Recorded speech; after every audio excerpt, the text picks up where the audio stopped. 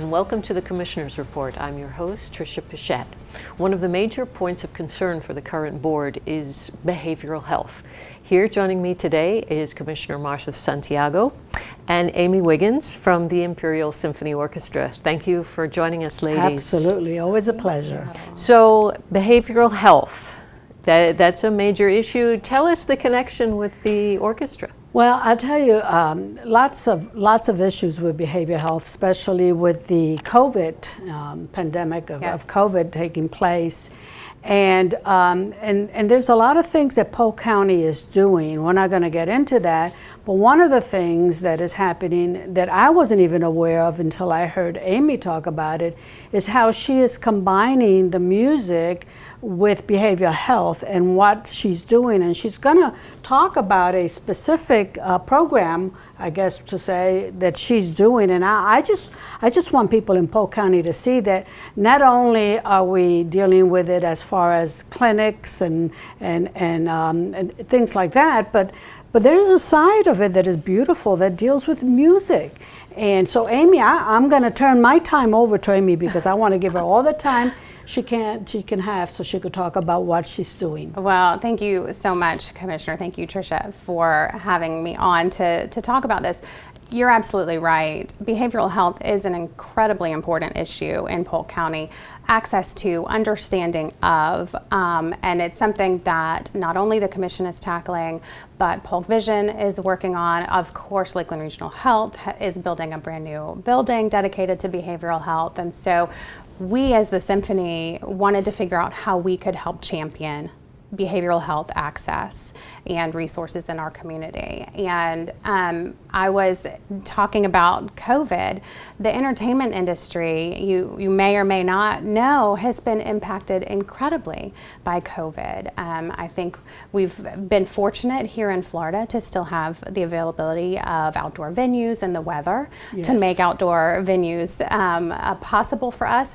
But so many musicians across the country and entertainers in general, we think about entertainment industry even as far as the restaurants, are out of work. I think that there's still 55% of actors are still unemployed, 25% of musicians are still unemployed. So behavioral health and mental health access is still an important thing in the entertainment industry. And we want to make sure, because we know that we'll play an important role in Florida's recovery, in the economic recovery, that we want to make sure that our musicians are able to get the resources that they need and get have the mental health outlets that they need. And one of those is performing. And Absolutely. So one day I was watching the news and I saw where a hospital had brought in a behavioral health expert to make rounds with their clinicians and their nurses so that the nurses and clinicians had an outlet, had that resource there on the floor with them. And I thought, we're not behavioral health experts, but we are music experts. Mm-hmm. And we know that 30 minutes of music a day can make a huge difference in everyone's life. Performing music or listening to music, any kind of art, really soothes the soul. It's an important part of our culture and our personhood. And so we knew that we could bring our gift to share it with the doctors and the nurses at our hospital who have also been dealing with COVID and the issues that are associated with that. And so we partnered with the hospital to celebrate Doctors' Day, which was on March 30th. And we performed, we had small ensembles with masks on that performed in the lobbies during shift changes. And it was so refreshing to be able to see these nurses and doctors that were rushing in to shift or rushing out of shift, and they would just stop for a moment and listen for a moment and have an opportunity to be disconnected from everything that they had been experiencing. And that will continue to be an important part of how we as a community and as a society transform ourselves back out of the restrictions that were placed on us in the pandemic. We all need that time to breathe and to stop and listen to ourselves, listen to one another, and there's no better opportunity than music. So that's one thing that Isn't that wonderful? It is. Amy, you hit it on the nail.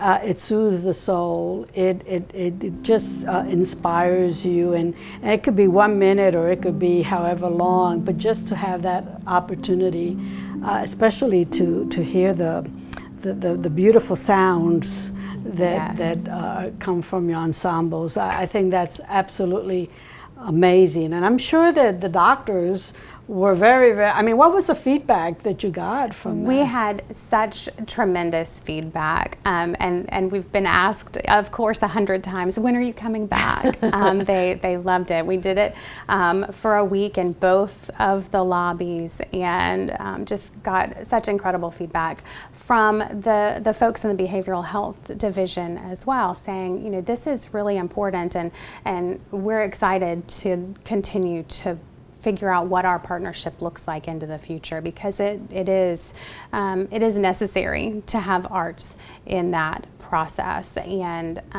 I'll give you a sneak peek if you'd like.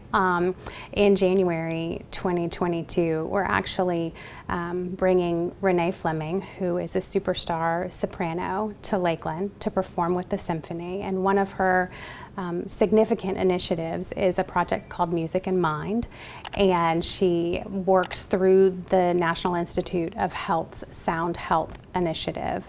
And so she'll be presenting her work with Music in Mind to our community while she's here. Everything from traumatic brain injury, brain disorders, Alzheimer's disease, children's development, everything that she has done to quantify how music and the arts help the brain. Mm-hmm. So we're excited to have that. So please do stay tuned for more information on that, because we want to get that message out to everybody. It's not just beautiful, it's also beneficial.